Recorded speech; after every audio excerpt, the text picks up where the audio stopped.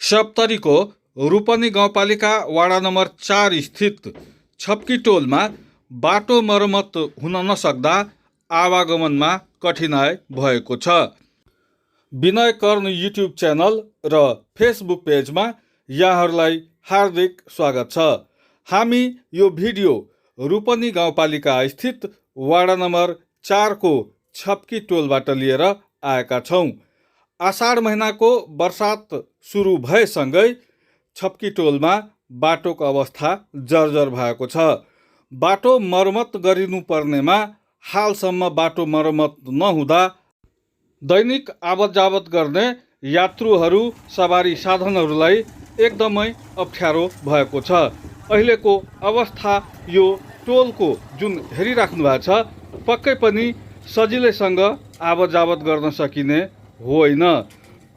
प्रत्येक वर्ष बाटो मर्मत सम्भार गर्ने नाउँमा बजेट छुट्याइन्छ र अलिअलि काम भएर जनताले सोचे जस्तो चाहे जस्तो दरो किसिमले बाटो मर्मत भइरहेको छैन, जसको कारणले प्रत्येक वर्ष वर्षामा अवस्था यस्तै हुन्छ।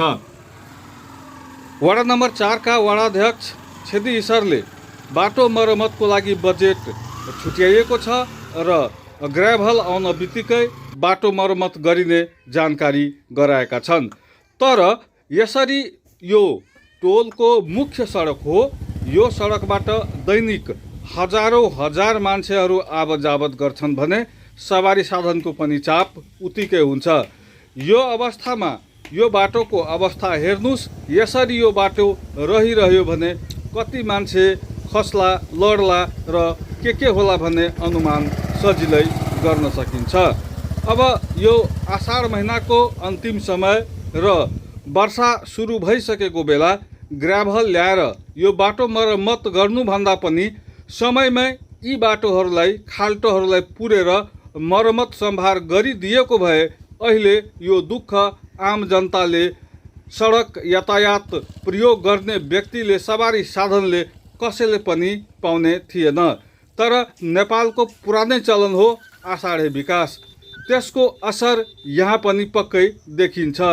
देशमा 3 तहको सरकार भए पनि सबै आफ्नै तालमा व्यस्त रहे, मस्त रहे पनि आषाढ आउन बित्तिकै तीनै तहको सरकारले हतारमा जसरी पनि बजेट सिद्ध्याउने नियतिले काम गर्छन्, तर उही काम समयमा गर्दैन। अहिले बजेट छुट्याएको 1 वर्ष भयो, तर के 1 महिनामै मात्र सबै बजेट सिद्ध्याउने हो त?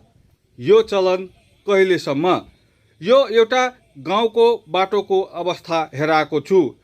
अब यो गाउँबाट कसरी मान्छेहरू आवत जावत गरिरहेका छन् यो तपाईहरू आफै पनि विचार गर्नुहोला र यो भिडियो तपाईहरूलाई राम्रो लागेमा पक्कै पनि यहाँहरू यो भिडियोलाई लाइक, कमेन्ट, सेयर गर्नुहोला।